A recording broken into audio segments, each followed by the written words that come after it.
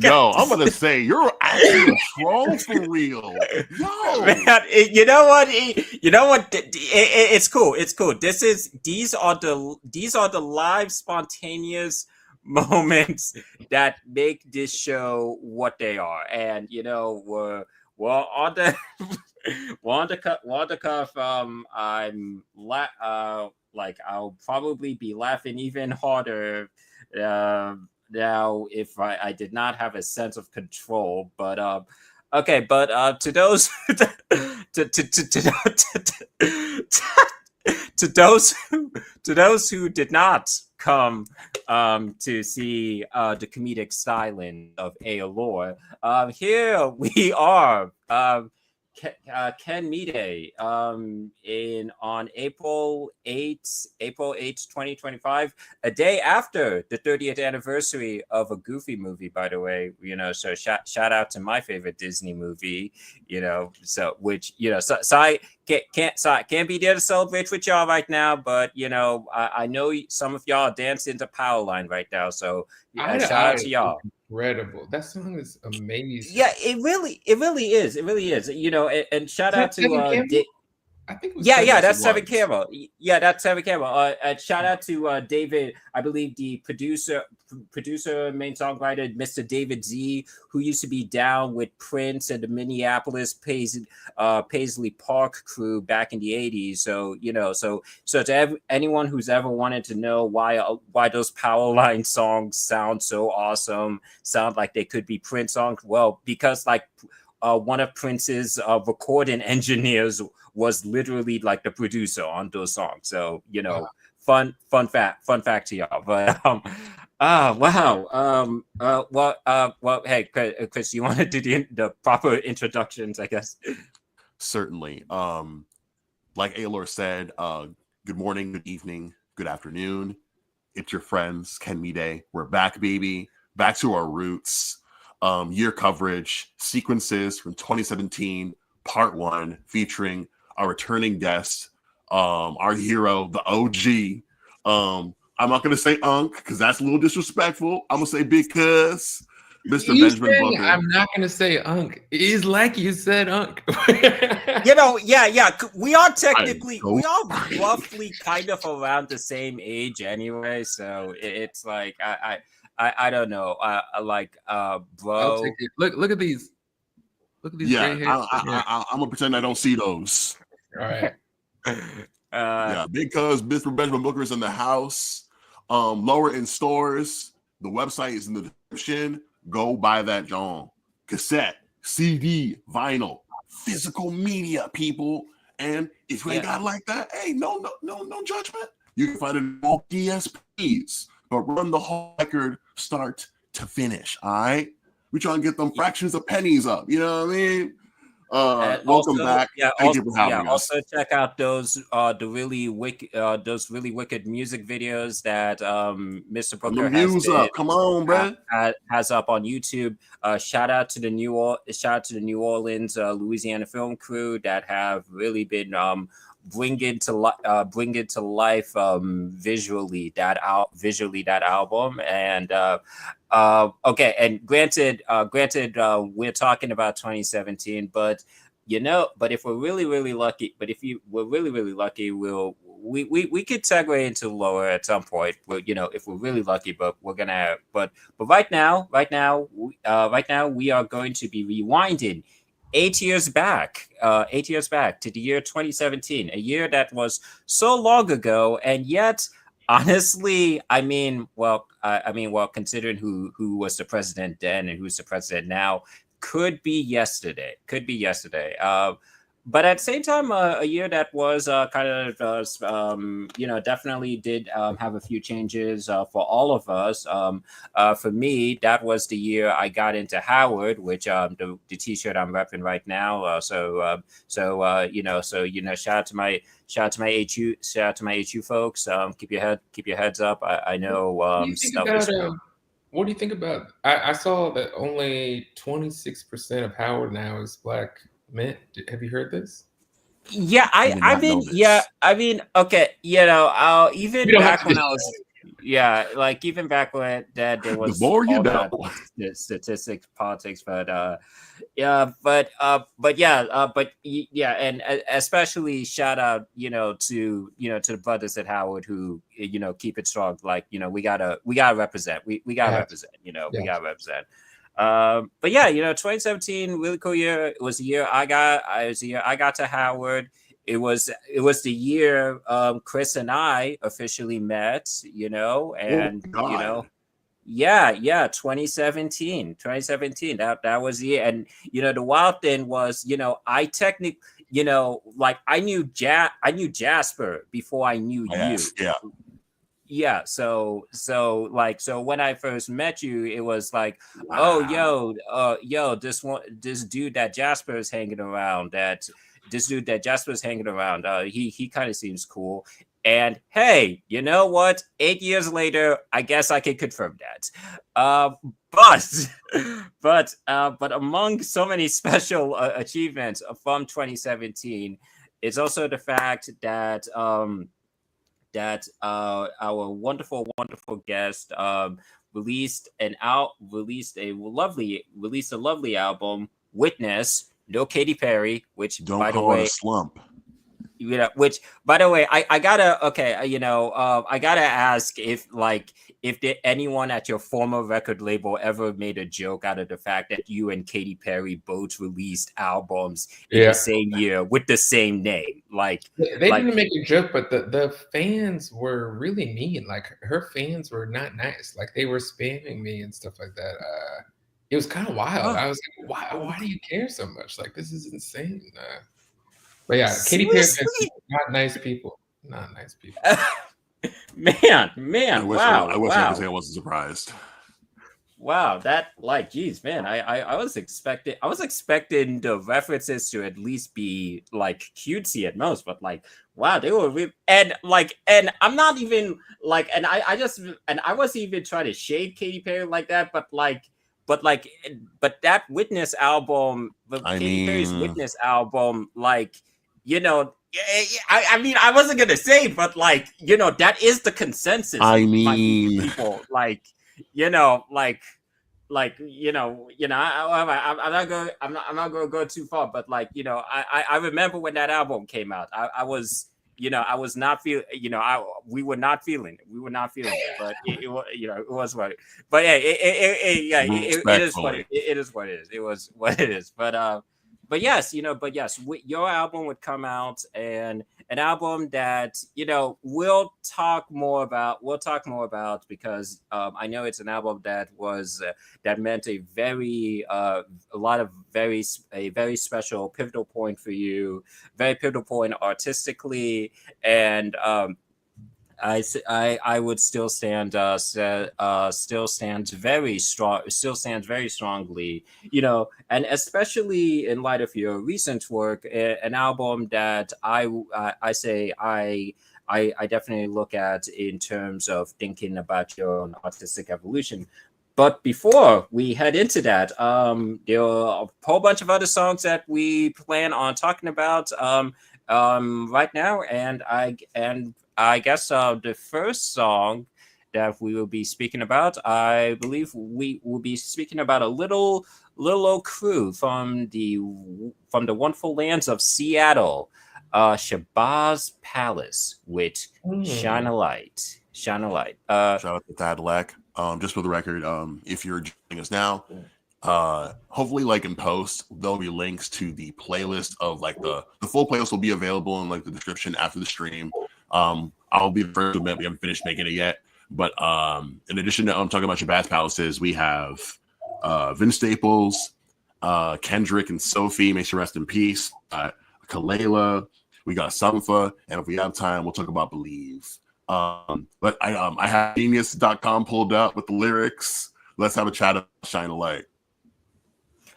Yeah. Okay. Our back. In 2017, as I'm walking through the Howard streets, but also keeping on lock on everything music wise, I noticed that the really cool folks over at Sub Pop Records where Shabazz Palace had been really cool with since the early 2010s, and had were set to drop a new album and a song that is just like, Shabazz Palace. To those who don't know, Shabazz Palace, being formed by Mr. Ishmael, also known as Butterfly from the wonderful Diggable Planets crew. And while okay, I get that Diggable Planets, it's people think of Cool Like That. People probably also think of their very underrated sophomore album, Blowout Comb. And I understand that Shabazz Palace might kind of be a bit in the shadow of Diggable Planets, but they do make some wonderful works, and I think that this song just really shines a light. She's not intended, by the way. Not intended, by the way, on what has always been so strong about them. Ish's very like poetic charisma that shines, once again, not intended, in a song that I think just kind of encapsulates what I think it was really fascinating about the song. That's just that kind of contradiction of Black existence, of how we're trying to kind of like live our best lives and present our best selves, but we also kind of have to deal with the reality, whether it's just dilapidated circumstances, or having to deal with the issues of law enforcement. And it's those issues that we always kind of have to deal with two in one, but and it's never fun, but we somehow always find a way to deal with it. Yeah, I really like this song. I love Diggable Planets. Incredible. Blow Up Call Me Right is very underrated. It had like a big influence on the stuff that I was working on recently. I actually got to meet Ish earlier this year, and he's as cool as you can imagine. He is. He's the coolest. But the song I thought was great. I thought that it kind of reminded me in the production a little bit of like Mad Lib maybe, and it's just kind of like a graininess and like just the way that it was put together. The soul sample. Is it a soul sample or is that Thatalek? I think it's Thatalek. I've always wondered, and it's one of those, but and it is because how cinematic that production kind of comes across. Like, I know one thing that Chris and I kind of talk about in terms of when we talk about like certain songs is that, especially since myself, when I was at Howard, I was like majoring in like film. I was majoring in films and stuff. So of course, I often think about like songs that would be really cool as scenes in a film. And the scenes that always kind of that song always kind of conjures up in me. Like it's like like once again, when I the day anything I do ever kind of like comes out to fruition, if I ever get the music rights to that, to shine a light, I'm definitely using it. And I think and I think it kind of just all adds into the beautiful poetry of it all. The sample has the lyrics, "Shine a light on the fake, this way my peeps can have it all." I mean, talk about a line that's never going to go out of style. You know what I mean? Like 100%. A lot of people to right now. You know what I mean? There's a lot of fake people running the country, and it'd be great if we could have some of that. I thought the lyrics were good. I would say that it's like generally about street life. It's very kind of cryptic and poetic, but sometimes when people are trying to be poetic, it feels kind of like phony. But he really has always had like a really cool way with words, and I really think that he is like a great poet. Like I don't know exactly what's going on, but I don't need to. I can like kind of feel what he's saying, that's what poetry is. You know what I mean? So I thought it was great. Like yeah, he's just talking about basically the streets and the street life. At the end, it ends with him saying that he feels like he's riding with the four horsemen, which he's talking about the four horsemen of the apocalypse, which I googled it, and it's conquest, war, famine, and death. All things that maybe you would run into on the streets. You know what I mean?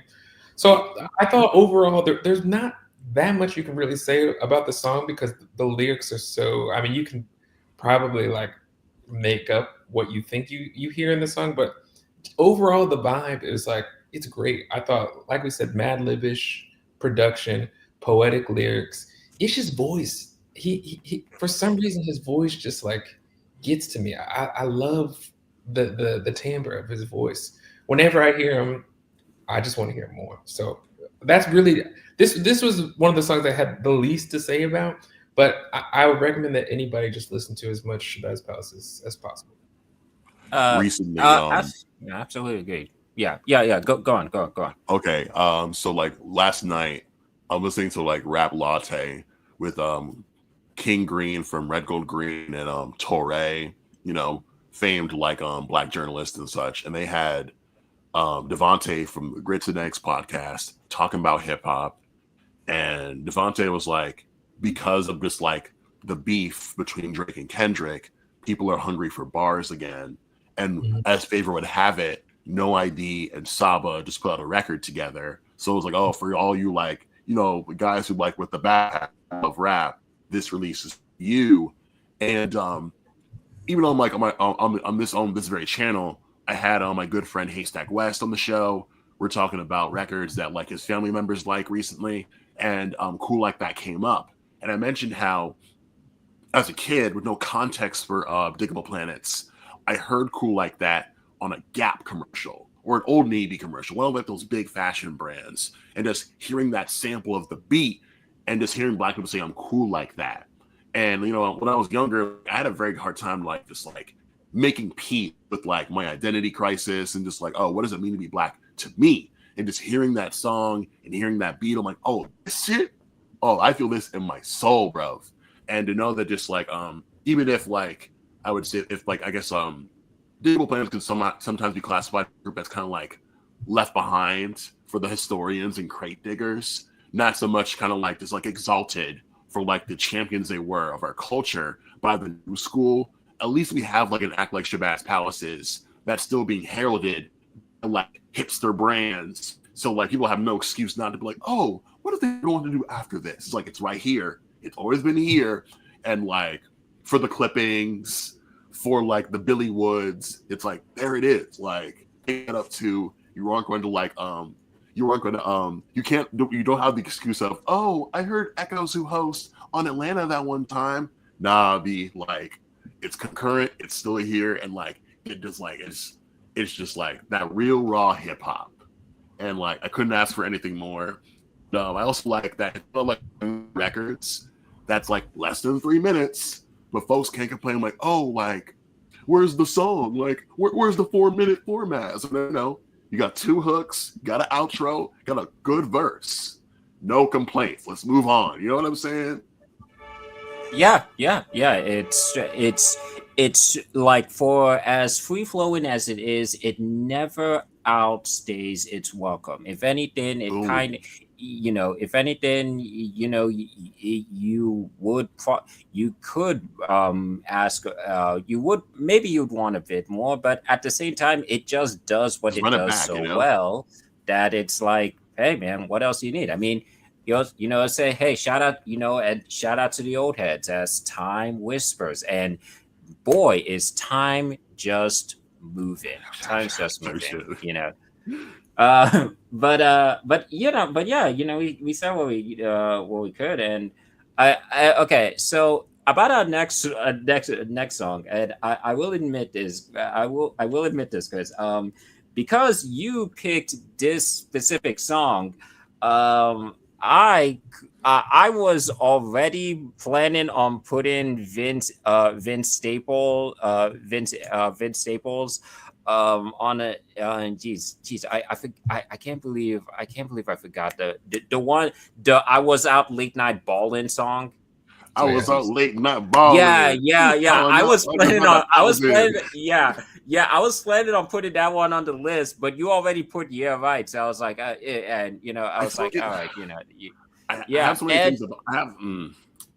yeah, There's so many things that like just like glean from year, right? uh-huh. And I feel like are kind of that matter right now in the sense that I don't think Sophie would have had the opportunity that she had if she hadn't like clicked up with Vince at the time that she did, because I know she had that bitch on Madonna feature that like had like that big Nicki verse, but like I don't, it wasn't hit for nothing, because I never, if it was like chronically online, I never would have heard bitch on Madonna. And I feel like right is like again, this is like one for the crate diggers, because I love to see a cool guy like Vince give his deference and love and respect to essentially the queen of white hyperpop. And when I listen to like Sophie's like solo stuff, I just love how just like batshit her samples are. Like, why does the snare sound like a piece of sheet metal? And like, I can't get enough of it. And I also love Vince for like when Big Theory came out, no features. You really had to like know the sound of you had to know the sound of somebody's voice when the record came out. And we were like, gosh, who's that? And I appreciate shit like that. We had something similar earlier this year when GNX dropped. It was like, oh, straight to the DSPs. We don't know who these cats are, but we want to know who they are. And just like, again, it's like getting the Kendrick verse, but not telling anybody that you have it is such a flex, because it's like, oh, I loves the new guys and wants to see them grow, and will have beat that nobody else has like the balls to tackle. And we'll just like, what's the John where he's like, he does like the police code. He's like, I got bread on me, and I'm like, just the way he can just like dodge and weave and like just kind of like springboard himself off like these sounds is so cool. Like, this is why he's the guy in our culture, and I can't just like I can't get enough of it. This is a real mosh pit rap song for me. You know what I'm saying? Yeah, I mean, I personally think that without that, Sophie did not need Vince to have the impact that she had. Like, I think that she is literally one of the biggest geniuses of our generation. I think that no matter what happened, it was just like she was going to take off. Like, she changed the way that people thought about production. The snare that you're hearing, I immediately was like, oh, that's the Sophie snare. And then I was like, who produced this song? And I was like, oh, Sophie produced this song. It's that metallic snare has been used by other people. I think Injury Reserve maybe have used it. Like, a bunch of other people have used it. To have your own snare sound, it's crazy. Like, it's instantly recognizable. I love her. But this song, I don't know. This album to me, when it came out, stood out, and to me is probably Vince's best album, just because the whole project was like him kind of working with these like electronic sounds in production, like less kind of like hip hop. You know what I mean? Is that the vibe? If I'm correct? Yeah. To me, that was like a very kind of like original route for him to take. Like, I don't think that he stuck with that. Did he? No, there was a little bit of it when he did FM with Kenny Beats, but like even then, Kenny was like, "Oh, like I want just like that. I want to work from like I want to like, because like I know Kenny Beats was an EDM producer before he became a full-on hip hop producer, but I'm sure like this like the with that particular project, it was like, oh, like we want LA radio rap, like right." Yeah, I found it to be a little bit disappointing. I like, if Vince would have stuck with this and gone this route, I think he would be a legend in a way. But this was just like a brief kind of like, I'm doing this, and like not really many people have messed with. I mean, you get like I guess you hear this kind of thing maybe if you listen to like JPEG or something. You're getting like kind of like influences from those kinds of things. But I mean, it's just like he could have been this guy, and like that would have been his lane. Yeah, 100%. He was just doing. Oh And he blew it. Lyrically, I thought it was kind of. I love the song. Like, I love the production. I love the feel of it. But lyrically, I honestly thought that it was kind of weak. Like, I thought that the whole kind of like verse about just like pretty girls only wanting money and like not being down to get with guys who are trying real to one. Yeah, it's just like I thought it was stereotypical and kind of like is it sarcasm or what? Because like without context, you wouldn't know sarcasm. That. Yeah, 100%. Like, that's the kind of person Vince is. But like, if people don't know who you are, it's like, oh, does this man hate women? You know, like maybe he does. I don't know. But then Kendrick's verse to me just felt kind of phoned in as well. To be honest with you, like it's a bunch of like nonsense into his bag. Yeah. I mean, I like the way. Okay, I like it. I do think that, especially kind of him, like him also, like him being well in his Damn era, where where so much of the energy is this kind of kind of wrestling between directness and abstractness, where like if you listen, if like damn in my opinion,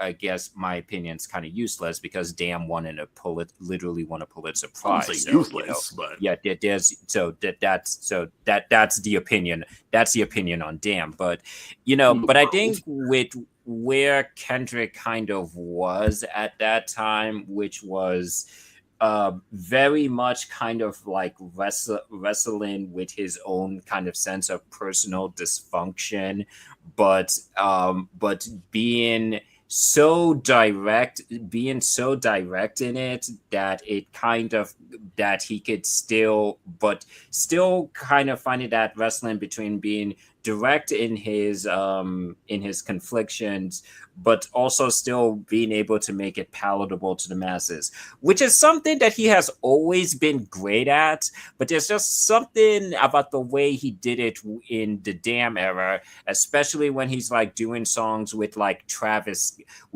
Scott and everything, where it's like the more you listen to it, it's like you kind of like it's like when you really listen deeply into it, it's like, wow, Kendrick is like really going through some stuff right now, and I don't know if we're really taking a step to really understand how messed up Kendrick kind of is in a mental and emotionally right now, because he's just so great at making his dysfunction palatable for the masses, like, which once again, he's always been great at, but the Damn era just really, really, really put that into a whole new perspective. I mean, especially when you get to songs like Fear, which is like, maybe I should have put Fear on the playlist instead, but whatever.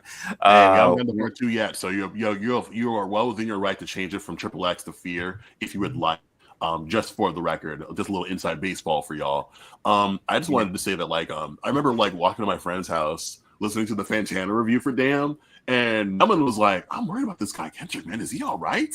And it's funny that he would say such a thing, because when we eventually got Mr. Morale, and we hear United in Grief, he's like, "I've been going through something," and we're like, "Oh."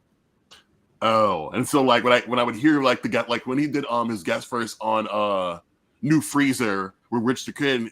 And no, it was when he did his Goosebumps verse, and he's just like, "That pussy to die for." It's like, bro, this man thirsty. What's going on with this man, bro? He's out here wilding. You know what I mean? Oh yeah, absolutely. And like even with like, okay, and granted, we're not talking about Triple X, but like even what kind of made that song so kind of like brilliantly unsettling is how direct he was about his contradictions, from literally going into detail about how if you mess with his family, the bodily harm he will inflict on you, and then ending the verse with hey kids, want to hear me talk about gun control right now? And it's like it's like, yeah, and it's very perfectly embodying that place in his career where he's like very, very much high in terms of influence, in terms of the prominence that people are taking from him. But and especially because you're making this album, as you know, in the Donald Trump 1.0 era, what was there to really be happy about other than your own dysfunction? Yeah, I kind of felt like he had like kind of like a Bob Dylan kind of like a moment where it's like, he's like this person who's like we put it on him to be the spokesperson for a generation. You know what I mean? And he's just, no one can live up to that. You know what I mean? Like it's not really where he was coming from. But it's kind of just like what people put on him. I'm sure it was terrible for him. It would be terrible for anybody. You know what I mean? I think about like the clip of him. I'm sorry, Robert A. It's John where like funny you mentioned Bob Dylan, because that's kind of like, especially with us coming from the Super Bowl then, and where like, yes, as much as there was commentary and people were like, oh wow, hey man, like Kendrick's like really, really saying something to the people. And honestly, all I took from it was like, because myself having like very much been raised around a bunch of Bob Dylan records, it was like, yeah, you can't, like, yeah, I know you guys are taking a lot of this message from him, but like, if I've learned anything from Bob Dylan, it's that you can't expect artists to do revolution for you, man. No, and it can be performative sometimes. Like, I mean, I think that it's debatable whether like Bob really cared about the things he was singing about, or he just knew that was a lane that he could go into and become popular. You know what I mean? Like, that's what was working at the time. You know what I mean? So I don't know. Kendrick might just be doing it because he's that guy, and it's the order of the day. It's the order of the day. I also I remember when I was like doing like this big like TikTok music posting thing, and I'm like, okay, History Month, what songs can I pick out? And I picked out like They Killed Him by Bob Dylan, and I'm like, oh, this will really get him. But then I put it on, and I'm like, it is mad cheesy. I ain't gonna hold you, but like, I like, as a person who was not raised around Bob Dylan, it's like, I know he has like a ton of records, and I'm like, well, it's I guess it's worth like dipping your toe in the pool and seeing what comes out on the other side, because I'm not entirely like I'm not the person who's like, yo, I have to go see that Timothy Chalamet like biopic about Bob Dylan. I gotta go see it, bro. So I don't know. I want to do a quick shout out to who's Miss Ma'am on like the bridge. Kyuka. Shout out to you, and also shout out to Flume again, just like on the beat for right. Like one of like, again, it's one of like those EDM cats I actually sincerely rock with. I didn't put like Take a Chance with Little Dragon on this list just because I'm like, oh, I'm overexposed to that particular record, and I could definitely see how they would be he and Sophia would be a good pairing to put on a beat, considering just kind of how like those snares be jumping, and like I really, really appreciate that. Maybe we should like take the time to transition to another like really big club record, which I personally believe should have turned Kalela into a household name in Black spaces. Let me know. I primarily associate my my interest in this song with the remix, because it had a bunch of just rappers on there that like because I think that specific release by Kalela had a lot of just like it does what I wish more Black artists would do. Take Me Apart has a whole just like remix suite, and this that I like is the one with Princess Nokia, scandal acknowledged, and a bunch of other artists who I really, really like, who are just kind of like, like floating in the underground, just like giving folks what they needed. And just because I'm a mark for Kalela, y'all really got to listen to Raven that came out a couple years ago. Just give folks what they need. Like, I think the remix album came out like a year afterwards. But yeah, just like the one with like, it had Jungle Pussy, it had Cupcake, it had Miss Boogie. Bruv, we were really eating good back then before like the lockdown period of hip hop. So I just wanted to like throw this on here because I am conspiring to like, me and one of my lovers are conspiring to like book a DJ night just so people spinning Kalela. So Velvet Whip, get at me. Yes. But yeah, let me know. I think let me know, like, is a sound that just perfectly captures, especially as me personally as I was hanging around DC a lot at that time in my life. While I wish I could have like hung out in the clubs, like I could, but Blurb. so sorry, y'all. I was like actually serious about going to school and going home at that time. So there was no covering, but I was around the people who were going around who were going to the clubs and stuff.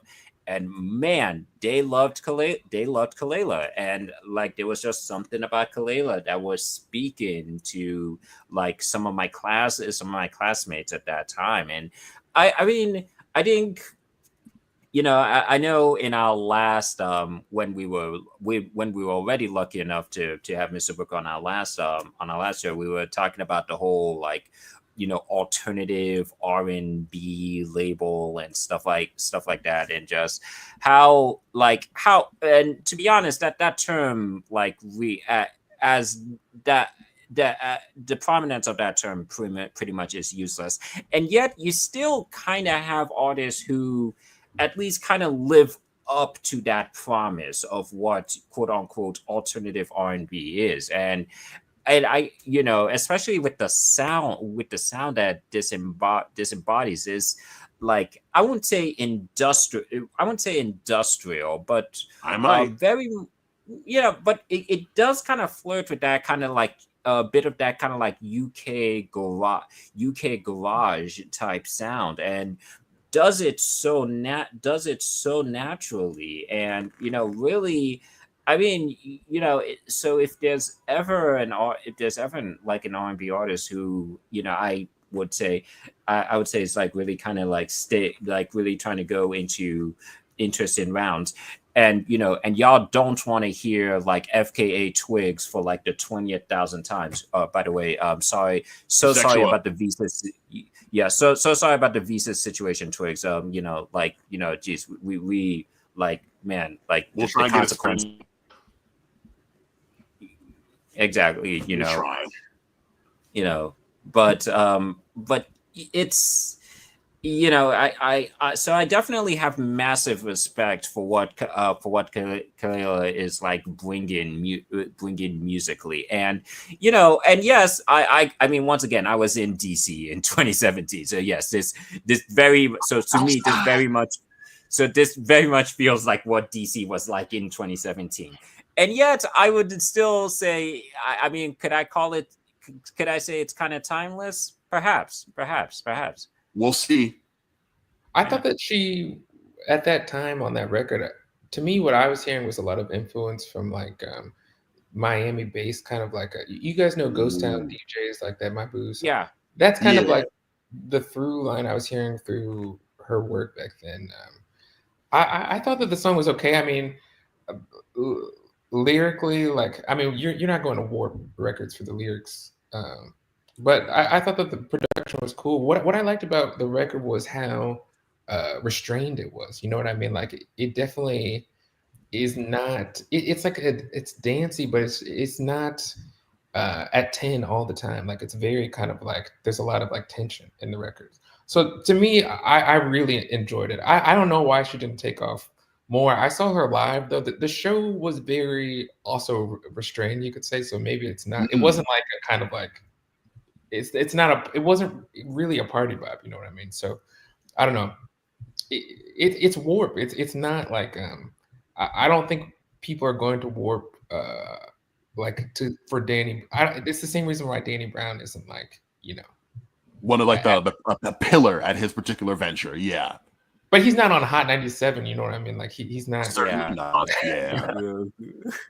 he's definitely like a as far as I'm concerned, like he's like in the same way that like Tyler's like I'm number 2 in LA, Danny Brown is number 2 in Detroit. As far as I'm concerned. Who's number 1? Marshall. What was that? Yeah. Eminem. Yeah, obviously, dude. you know. Tyler's saying that Kendrick is number one. Yeah.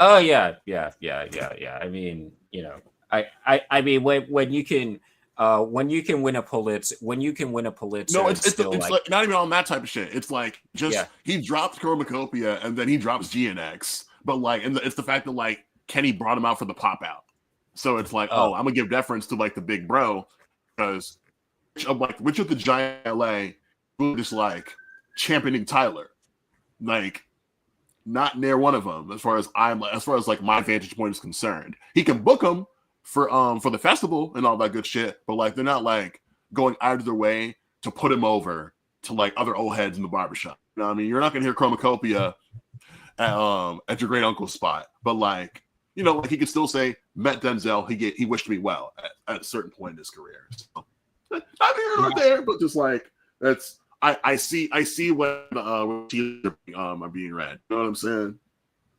Yeah, and like how many Grammys has Tyler won? Like I think he's like he won like almost wins every time he's nominated. Yeah. He's 2 for 4. I mean, he will be nominated again next year. I guarantee it. Oh yeah, I can't get behind him. I can't get behind him. Not at all, huh? I can't blame you for that. He's a little too unashamed of his past, and who's to say how like his stock would rise if he was like full on ready to just like get rid of it, because it's very much like, I remember when he did his Hot 97 freestyle, he's like, I said all that bullshit, go buy the record, and I'm like, I would be like, no, maybe don't. Like Tyler for sure is my problematic fave, like in a way that like Kanye can no longer be my problematic fave. Tyler is for sure my problematic fave, and it is what it is. You know what I'm saying? It is what it is. Yeah, and I know like like in one of our previous shows, like when I think like the dog toot out song was like getting a lot of radio play, and I just kind of had play, but it was they were loving that one, and I just kind of had to be honest. I was just like, yo man, you know, like the Tyler thing is cool and all, but like in terms of like odd future hip hop guys, like I was Domo Genesis, man. That's my guy. But you know, shout out Evidence one time. I think that obviously, obviously Kanye is like losing it, but he did have a tweet recently where he said that Tyler has no memorable songs, and that's how I feel about it. It's like I see the talent. He can rap, he can produce. Like I see it all coming together, but it just doesn't. It doesn't hit. It just doesn't hit. The replayability. Okay. I don't remember any of the songs. I never remember any. I have been saying for years. You know what? You go first. I'm sorry. Yeah, and it's funny that we're talking about it because, you know, 2017 is when Flower Boy comes out and really kind of changes the whole trajectory of, like, I guess, like the musical perception of Tyler, where he kind of... That is maybe the best one. I will say that is maybe the best one. Because I do remember 911's on that one. It was See You and yeah. What's the time? What's it called? The record with Rex Orange County. That record's pretty good. That's a pretty good record. That's a pretty good. And had 2017 Jay-Z also dropped 444. So I was gonna say had busy Kendrick year for the culture.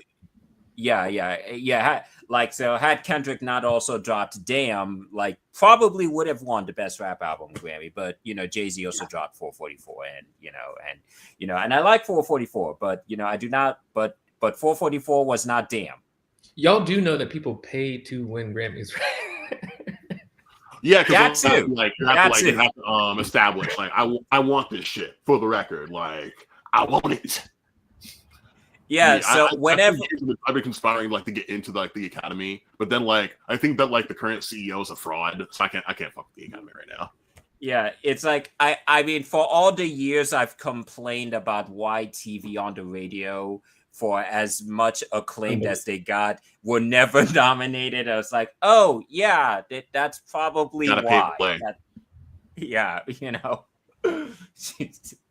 This, but okay, but yes, but among the songs that we were lucky enough to show you, and we were very adamant that you pick one of the song on that you would like to talk about.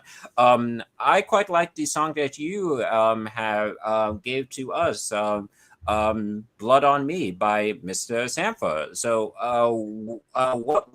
what's your relationship with Sampha like? You know, I'm honestly not a Sampha guy. There's something about his voice that I just can't get into. And I find like some of his production to be kind of like there's like too much going on, but this is kind of the opposite. Like this is a very kind of like minimal track. I thought that this track was incredible. The more that I looked into it, I was like, wow, this is pretty good. The song is called Blood on Me. And basically he's just using this kind of like shark metaphor during the song. It's about like paranoia, just like this feeling that he talks about I guess these guys in gray hoodies, like sharks are gray, like these guys in gray hoodies coming after him and like chasing him and stuff like that. Just he's saying that they smell the blood on him, like sharks would. And then in the second verse, we find out that it was a dream, but he wakes up and they're actually at the end of his bed. So it's just the whole thing is. He says, "How did you find me here?" To the guys, and they say that you must be bleeding inside. Is that what it says? Yeah, basically. I think that the blood he's talking about is just like a kind of like emotional kind of like pain kind of thing that he's feeling that they smell on it. Maybe they sense his like weakness or whatever. It kind of ends with like him leaving and crashing his car, and then it says that somebody pulls him out and wipes him clean. Which I don't actually know what that was a reference to. I thought that the ending was kind of like a little bit kind of like mysterious. You could assume that's like maybe he's saying like a lover, a partner, somebody has kind of like helped him to heal these emotional wounds or something like that. But overall, I thought that in general, you do have a lot of people doing different things lyrically, but this was like kind of like a straight kind of like storytelling kind of song, which was nice to hear. Sometimes just like a good story. I thought it was solid, and what was crazy about it to me is that it's these crisp drums that sound great. There's some piano in the song, and then there's everything else is just like his voice. Like he's just doing these like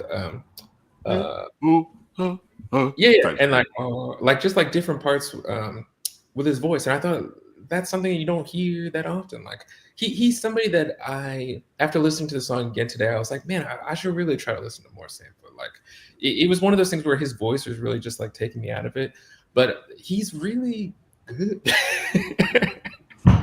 I am like, if I may, I'm a big track mark. So like big like that record, that 2001 not 2001, that 2011 record with like Wildfire and like Never Never, like the record that broke Jessie Ware like to American audience if they hadn't heard shit like Wildest Moments. Like I really thank like some track for putting like Sampha over in my head, and I'm sure that's because that's when we got that infamous Wildfire Drake verse. So like Drake for sure heard SBTRKT and was like, oh, I gotta have this Sampha guy on one of my records and stuff like that. And I know that like my sister is a big like Sampha enthusiast. It's definitely like if you're an art dude, if you're an art person, art lady, Sampha is like the R&B artist for you. I know he's working with Alicia Keys and stuff like that. And I have to thank you, Mr. Booker, for reminding me this record came out in 2017, because one of my best people from like when I was 2 played this record all the time in their car. And I'm like, wow, like it's this again, like I'm thinking I hear this record and I'm like, oh, Sampha might be like one of our guys, one of our like English transplants on like American radio. Didn't quite take, but again, like with like this period of like oh, does R&B have any staying power in today's culture? I was literally just ranting a minute or two ago on social media about how that young guy, Leon Thomas, with that Mutt record, got a remix out with Chris Brown on it. And I'm like, we ain't going to get out of it. We're not going to like escape the matrix doing shit like this.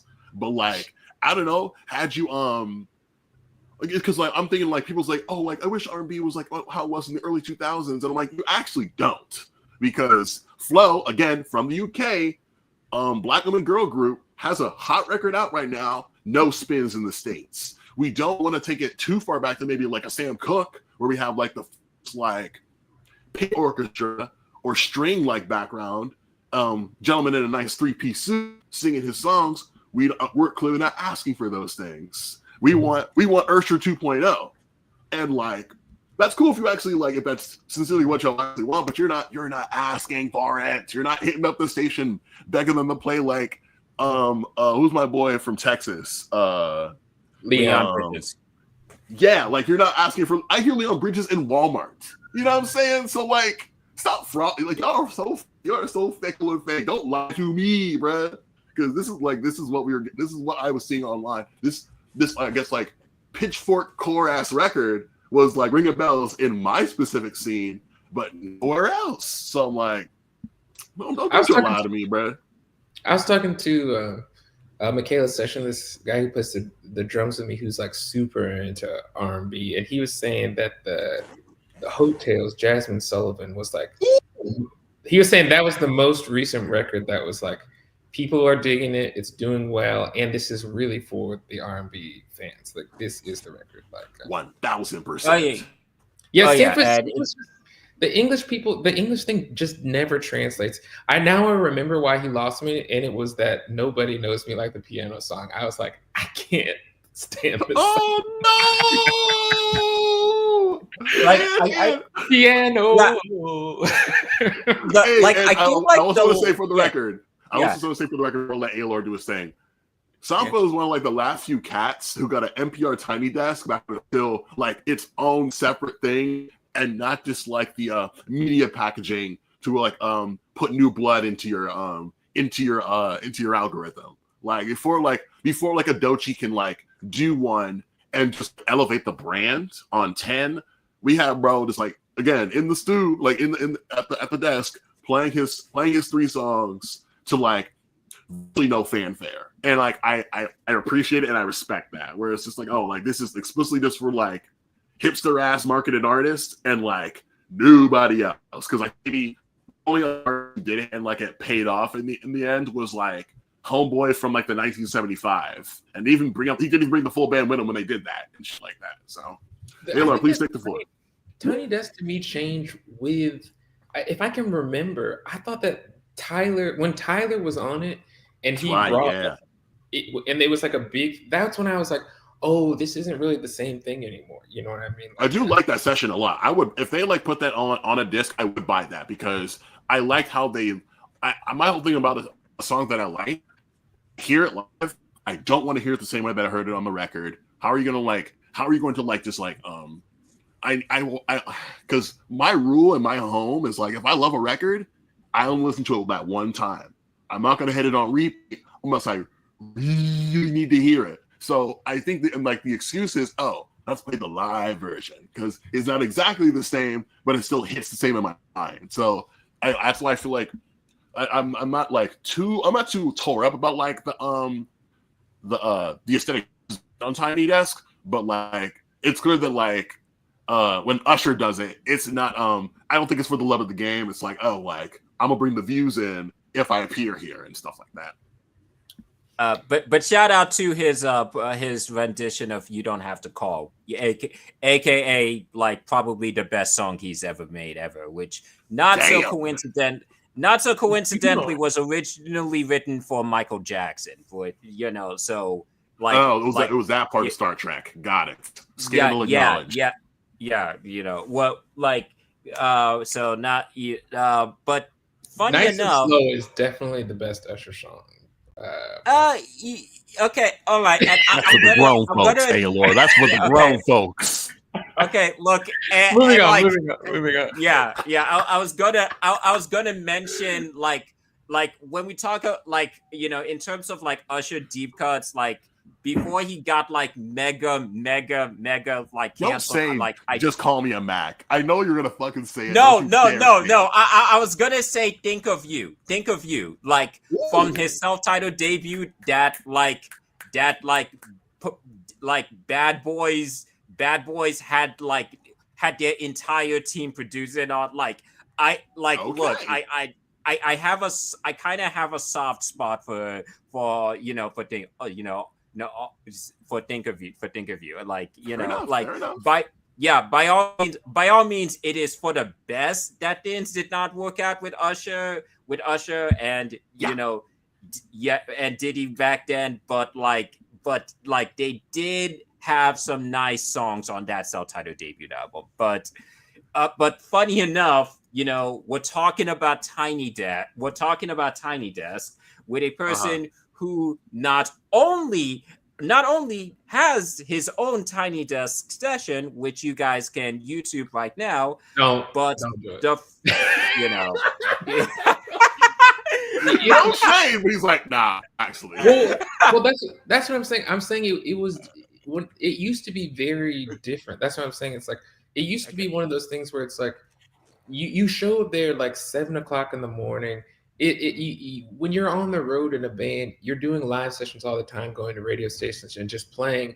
And it wasn't like a particularly special thing. It's just like it's early, everybody's like tired or hungover, and then you show up and you play. And then I'm saying it became a thing where it was like huge major label artists doing like these insane productions where they've been rehearsing for like a month to do Tiny Desk. And it's just like that session that I did now is just like so it's like we didn't care about it because it was just like whatever, we're just here at the radio station, like this is one of like a dozen radio stations, we'll just do it.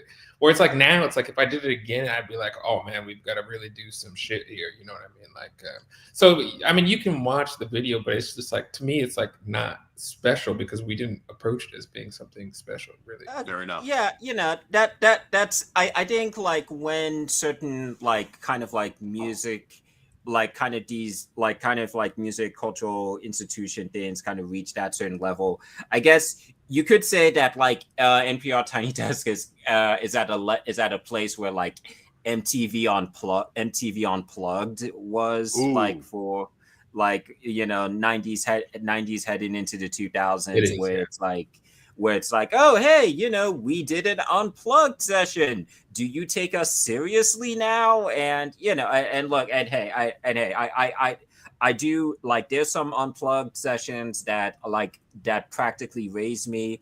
R.I.P. Tony Bennett. Your MTV Unplugged album was very special to high school me. Shout out to the Uptown crew who did a wonderful Tiny Desk session that hopefully they haven't deleted it, but if Google Uptown Records MTV Unplugged, you might be able to find it on Internet Archive. So yeah, there was really some cool stuff other than and obviously Nirvana and Alice in Chains, Lauryn Hill. Lauryn Hill, actually which crucial. which maybe not as acclaimed as Miseducation. I mean, it's obviously not as acclaimed as Miseducation, but you do have that session to thank for Kanye West Fall Down,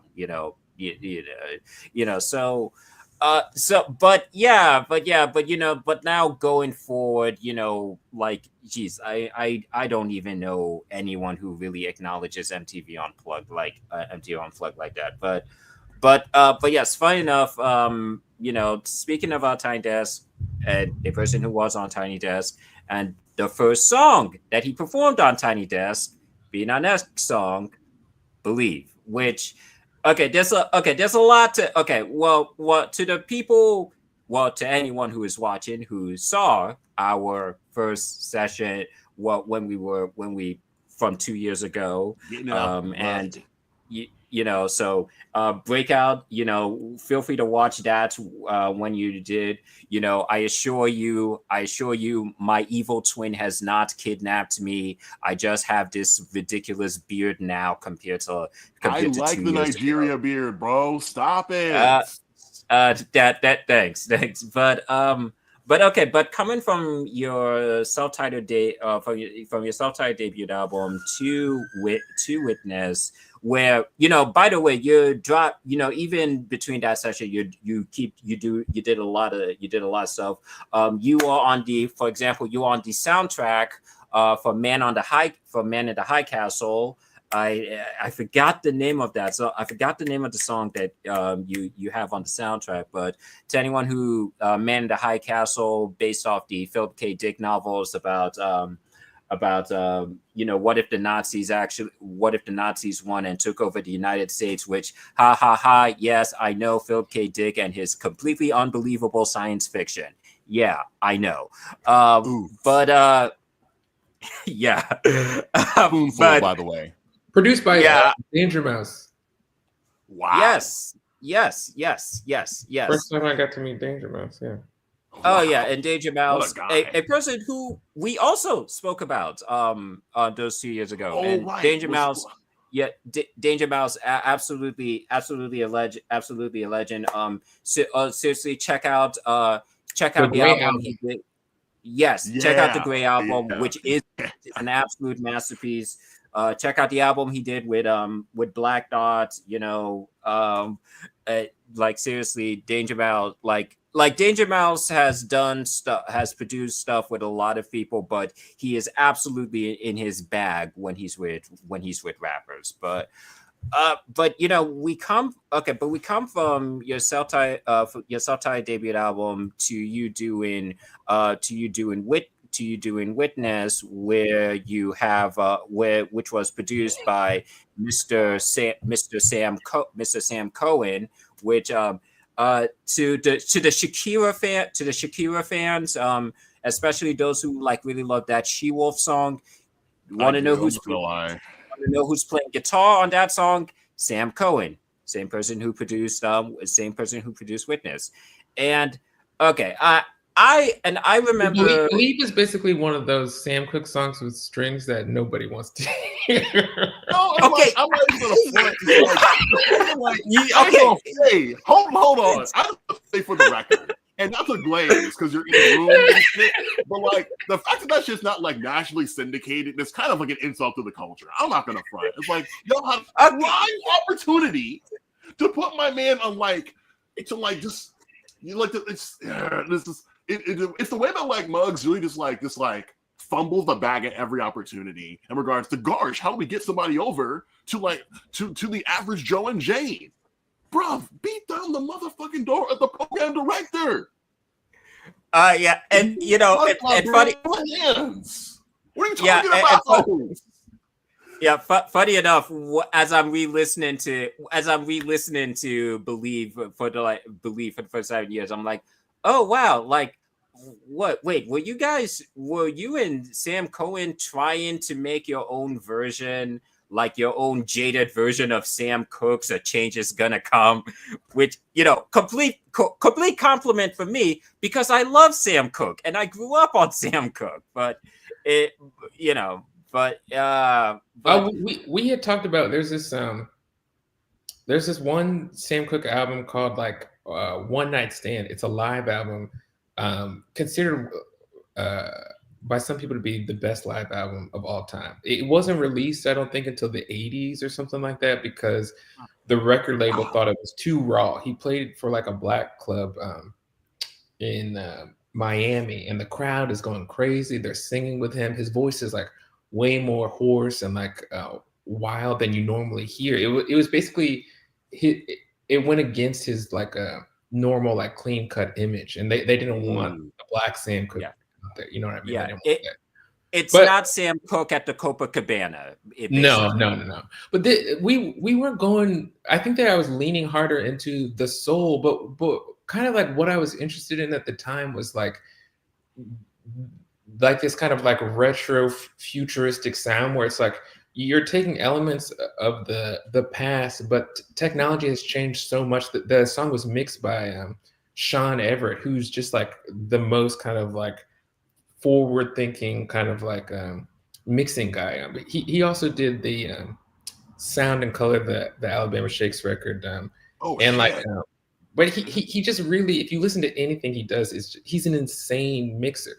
So it's like, can we take kind of like these sounds and this style and just like make it kind of like feel more modern and contemporary and just like more open and more kind of like detailed and like just do what they couldn't have done back then, you know what I mean? Like that Yeah. was something I was kind of interested in at the time, you know what I mean? Oh yeah, yeah, and I think one thing that one thing that I really love about the Witness album is I remember you saying you didn't want to repeat the kind of blues punk rock overtones of your self-titled debut album, which is why like even when there's certain tracks that you can say kind of are a tad bit reminiscent of your self-titled debut album. I guess like I'll say man I'll say off the ground, off the ground, for example, like you can feel like exactly what you're talking about with in terms of the mix and in terms like I would say it reminds me a lot of those kind of like those ecstatic soul compilations that the Numero Uno record label loves to put out from like R&B acts that were really trying to push that limit. R&B acts that I would say truly confirm how like R&B has a bigger place in the entire formation of punk rock than people like to give it credit for. And that was definitely the energy I felt on like a song like off the ground, for example. He Or also Sean Mhm. also did like he works with War on Drugs, a Oh band that wow. like but they're kind of doing the same thing with different sounds where it's like they're taking kind of like these Springsteen kind of like uh maybe like Dire Straits at some points, like these yeah. kind of like 80s kind of like rock sounds and then making them kind of like really like modern and psychedelic. So so I think that if you're an artist and you're trying to do um, something that feels different and that like hasn't been done, that is a way to kind of do it, where it's like you're taking things from the past and then running it through a filter that didn't exist back then, you know what I mean? Mhm. Now I wanted to push farther, you know what I mean? But at that point, that if you're an artist that is kind of like starting and trying to figure out how to like come up with new sounds and stuff, taking things and then using new technology to kind of like filter those things is a way to kind of like come up with like new ideas, you know what I mean?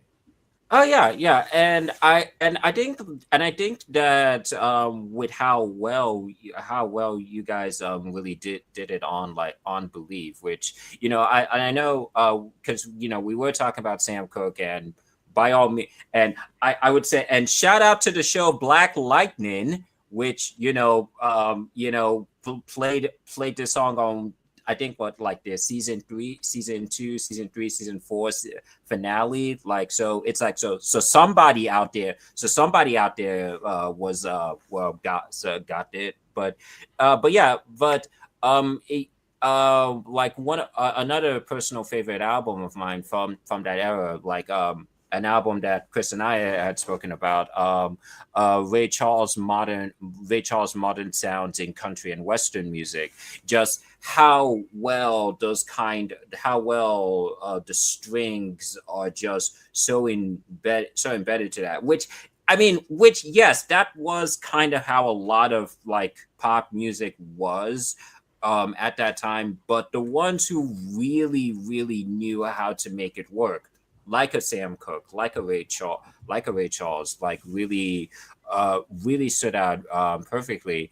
And and I know, and okay, and I know why I kind of called it like a kind of like jaded 21st century version of like a change that's going to come is that, by all means, I know that like at the time that you guys are recording that album, you're thinking about like where things are in the world and what people kind of cling on to kind of believe in.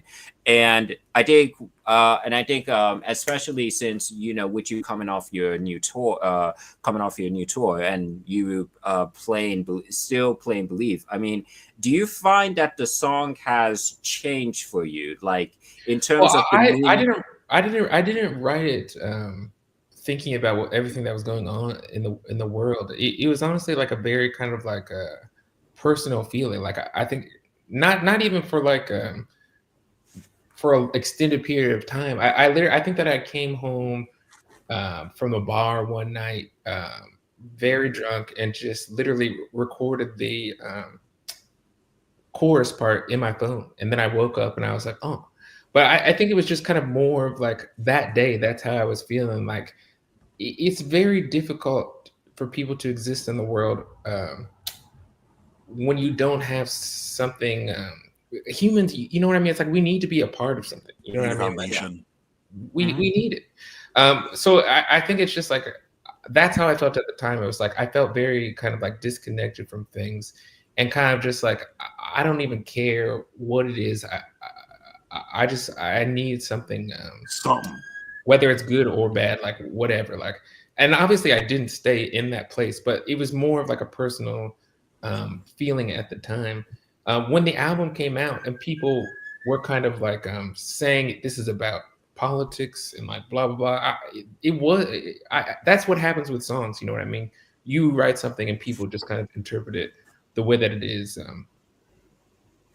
I mean, I guess I kind of feel okay, myself now being more of a writer of my own, and like I know and sometimes I make YouTube videos, and I was actually just explaining it to a family member of mine that like the last video I put out, which I had written like right before the election. I intended to kind of like while I was talking about my love for a film, I really wanted to at times kind of interrogate my feelings on the belief in the American dream. But then when the election kind of turned out how it did, I knew I had to kind of abandon all of that because I had to abandon all of that because it's like whatever interrogation on the American dream I wanted to have, I knew it wasn't going to match what I was just kind of personally feeling at that time. And, now I am kind of trying to write stuff that's a tad bit more political.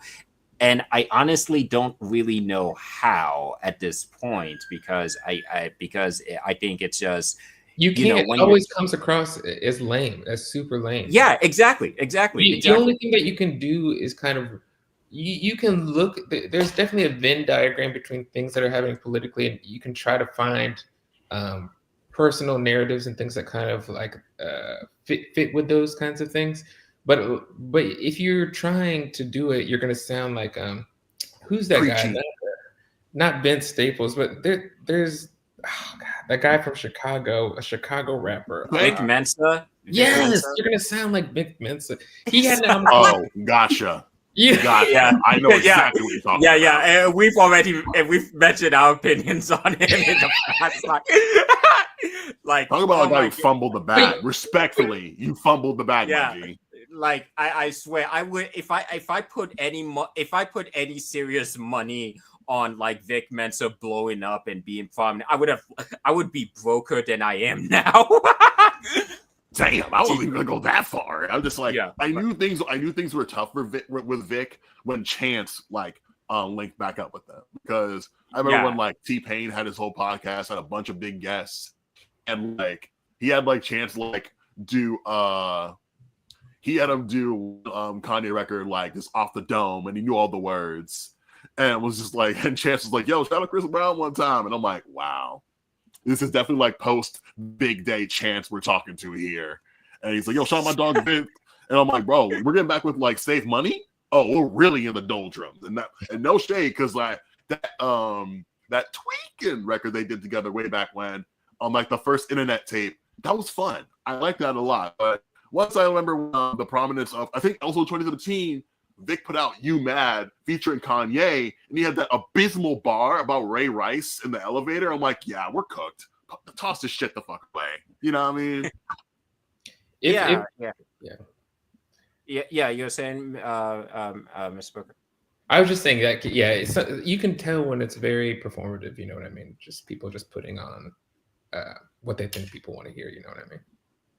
Oh yeah, we got plenty of that nowadays. We want the people are itching for that authentic for an authentic experience, and we think that we personally believe, like, no bias or anything, we got that with Lower. Like I mentioned it in the review that like this is since it came out in January, it is the perfect record for 2025, because I put it on yesterday while I was like getting ready to like go and be a human being, and I'm like, for sure. Like, and I still hold true to the fact there's that track 4 is the one that sounds like that Ghost 5 era of like 9 Inch Nails. So y'all really did y'all shit with the production on that album. Like, y'all should be very proud of that shit, for real. Thank you.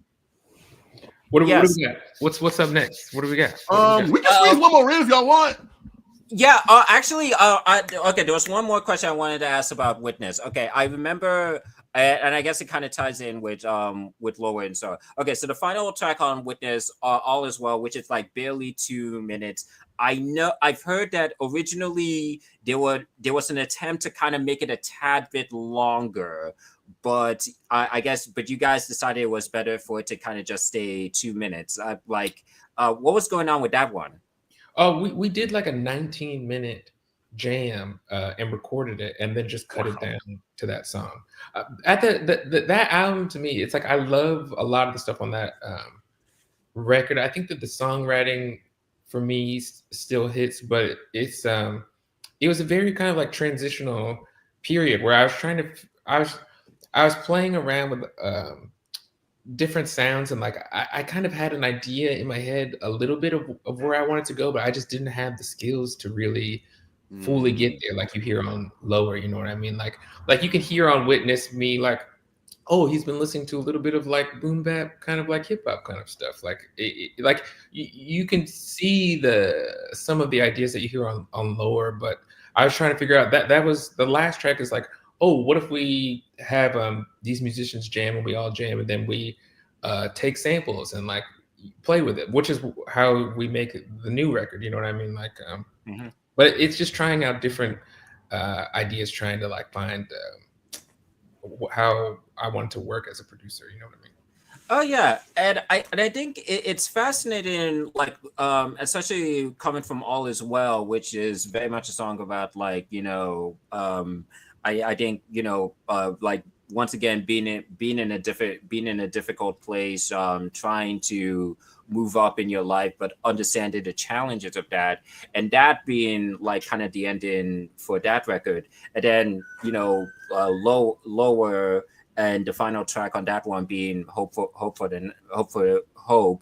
And so I guess in a way, like, well, arguably maybe like your relationship with hope and determination and perseverance, it's obviously evolved in the time through those past 2 albums. Would you say? Yeah, I mean, like I am like an extremely depressive person. Like, I mean, like I think that like I try to like cling to hope, because it's just like that's all we had. You know what I mean? It's like you can't live in the dark without like having like a little bit of like light in the corner that you're like trying to reach for. You know what I mean? Like if I didn't have any hope, like I would have been gone a long time ago. You know what I mean? Mm-hmm. Oh yeah, I'd say that, and I definitely, and I think, and once again, something Chris and I mentioned when we were talking about Lower, and something that he had brought up is that I think there is that kind of oddity of the fact that with Lower, an album you literally were writing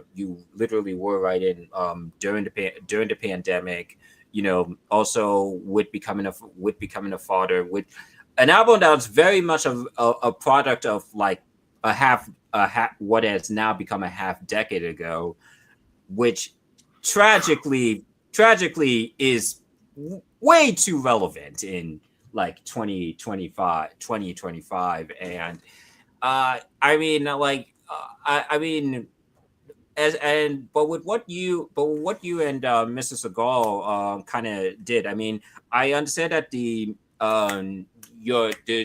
two influences that you had spoken about in your Rolling Stones interview, it was Mobb Deep's The Infamous and the Jesus and Mary Chain Psycho Candy, which I still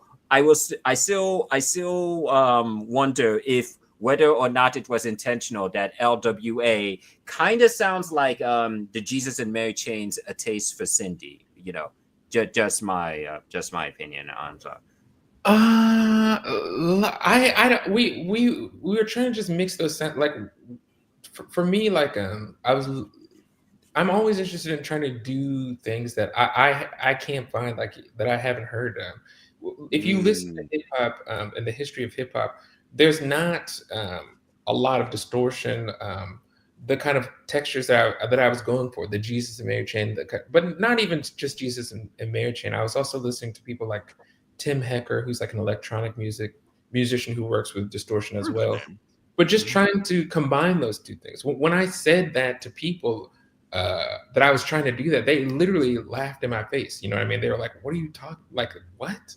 Like so I think that Loa in the Trailer Park, that song, or Black Ops, or like all of these things. It's just me trying to put together sounds that I hadn't heard. When you listen to hip hop, you hear like cheesy hair metal guitars and like a lot of like bad guitar sounds, and I just wanted to have like a rock star and shit.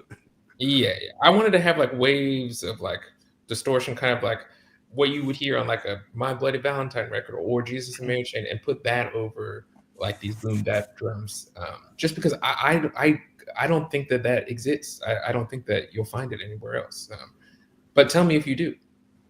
Yeah, I'll say this. It's like I said it in the review, and I'm gonna say it again because I want it to happen. Like whenever they do like the XXL freshman list. And recently, as a side note to that, it's so like humbling seeing the list and not knowing anybody on it. Usually, I'm so chronically online. I think I'm keeping up with shit, but then like, I think maybe in 2024, the only people I recognize are women. I know none of the dudes, and I'm like, wow, I really am getting older. And I also mentioned on a previous stream that like I went on a date and mentioned Lil B, the bass god. And they had no idea who I was talking about. I'm like, we're in the same like age range. And they're like, no, I don't know that rapper. I'm like, wow, like I really need to like, I need to just like take stock of where I am and what that means for me. So I mentioned Chalamet knows the bass god. Even Timothy Chalamet knows the bass god. Again, like, if you're in the trenches of hip hop media, like I think I was notorious just like blasting Wonton Soup in the Team Fortress 2 chat if I was losing a match.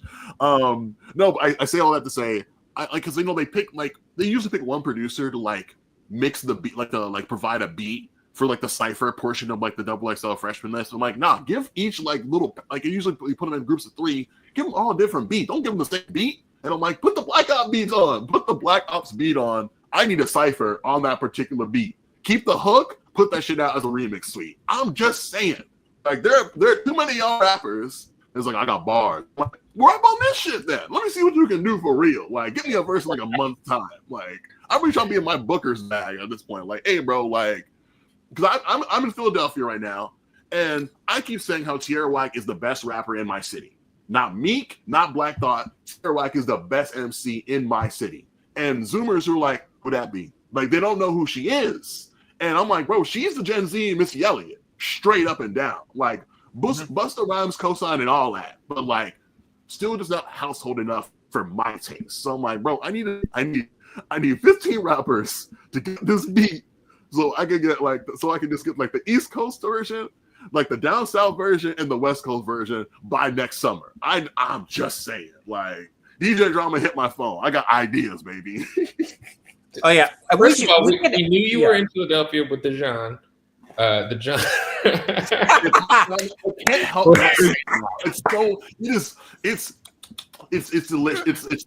It is a delicacy to me. I love a catch-all term on everything. And if your palm flavored in St. John, I'm checking your card respectfully. It's like, bro, were you born here? Because like, I can kind of get away with it now, but like my first year, they're like, no, sir, you can't say John. And I'm like, oh my god. You know?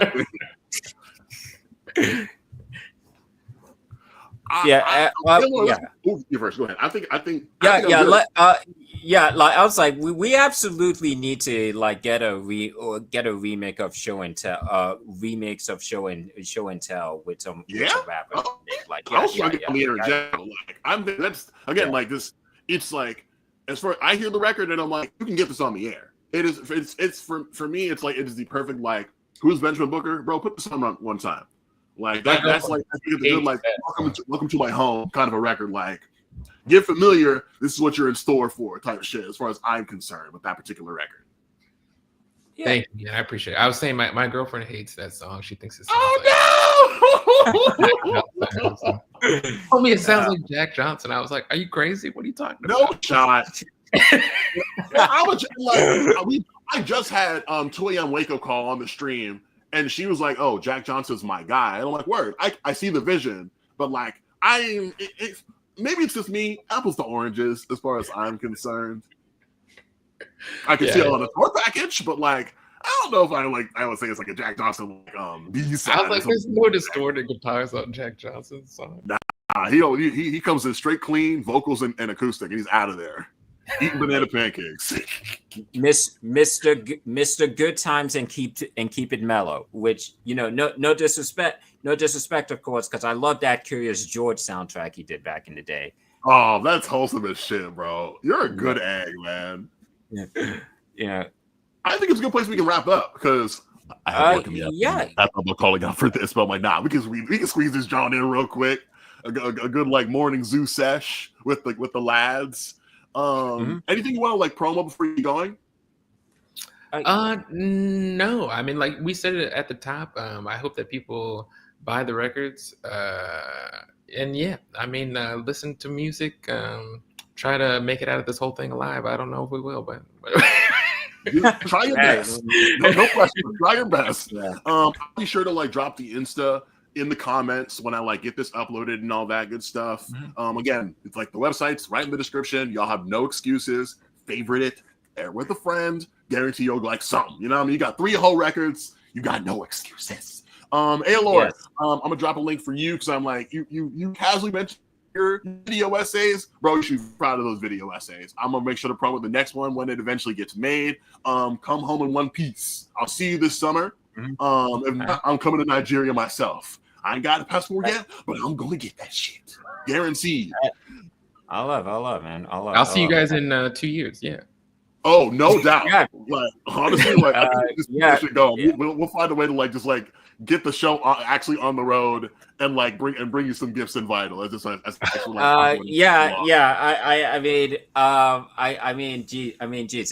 there's no shortage.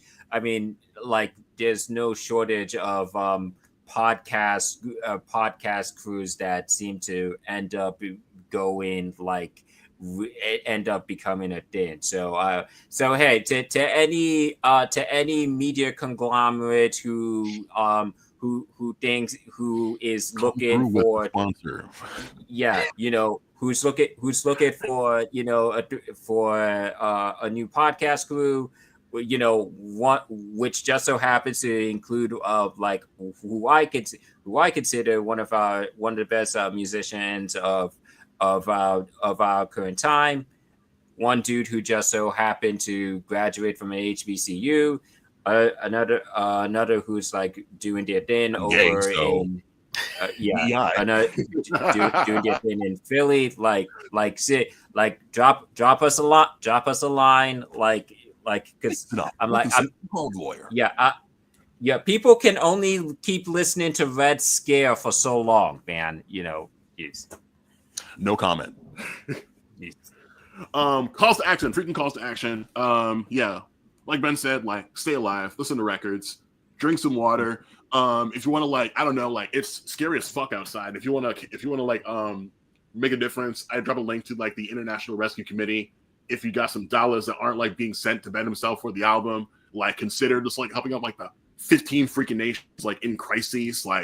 Who knows what's gonna happen in the next year? Maybe the US will be on that list. So lock in, stay involved to your neighbors.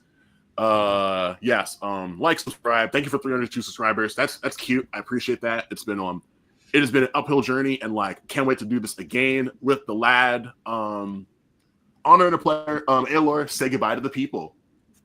Hey, people, thank you guys so much for coming over. I mean, I know it's really early on your neck of the woods, not so much on mine.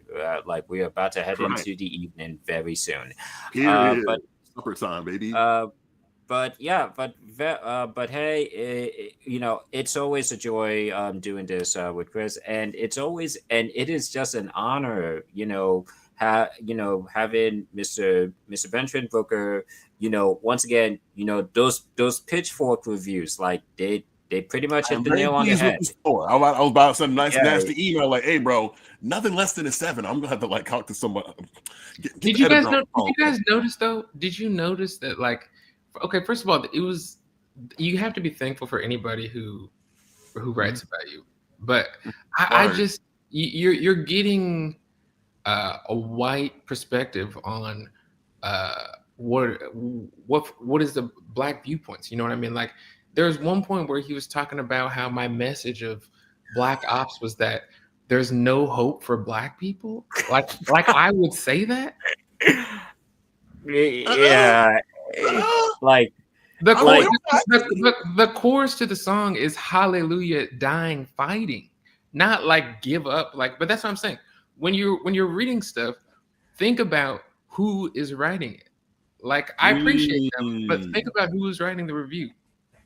Yeah, there were a lot of reasons why I definitely thought it was important that we say something about the record, because thank you guys. I appreciate you. Thank you. 100%. Check out please keep checking out the wonderful music that Benjamin Booker's been putting out. Also produced a song with Arm and Hammer. That's so tight, baby. Hey, to the folks who are editing Wikipedia articles, I need the hyperlink on lower, first of all, and put that John on the Kenny Seagal production list. Stop playing. Don't do that. You know who does Wikipedia articles? The labels. And you know who is on his own label? Me. I haven't made an article for myself, but when you're reading Wikipedia articles, they're literally written by the labels. You know what I mean? I'm starting to ruin the Grammys for y'all and Wikipedia, but this is the world we live in. You know what I mean? I wasn't good at shade. I didn't want to shade ATO Records too much. Oh my god, they deserve all the shade. They deserve. But there was this thing. I was like, look, hey, ATO Records, founded by Dave Matthews. You did the crash into Funny the Way It Is, Shape Between Us, and stuff like that. And look, there's some artists who I really dig who are on that record label. People like Mike Doty, Ben Queller. Yes, and but the thing is, whenever they leave that record label, it's always for the same reason: creative control, and the label not giving it to them. So look, I'm not trying to say anything, but look, it too many constants, guys, too many constants. Look, not trying to say ATO too much, but maybe let your artists be artists or whatever. But what a concept. What a place to end. What a place to end. Yeah. But yes. Hey, once again, thank you guys so much. Thank you, Mr. Booker, for coming around and the wonderful stuff you've been doing, both as a solo artist, also as a producer. Which once again, shout out to Arm & Hammer. And I know I shaded him. I know I shaded him a lot during our last show, but Fantano did give a good score to that Arm & Hammer track that you produced. So that thank you, Fantano, for that. Thank you, Fantano, for that. But, respectfully. But hey, to anyone who has been watching us, shout out to Precious for watching us. Precious thank you, the cream of the crop of Arkansas. Yeah, thank you guys so much. Thank you guys so much. I know it's like really crazy out there, but I also really appreciate this, and I also really appreciate the fact that Mr. Brooker, who now in New Orleans, with his family, doing his thing, had the time to be here with us, and yes, we're all about to head out back to our lives, but once again, thank you guys. And as I always say, and I always very much mean it, and I very much hope that it still continues to be true. This is a goodbye, but this is not farewell. Thank you guys so much. That will end right there. Yeah. And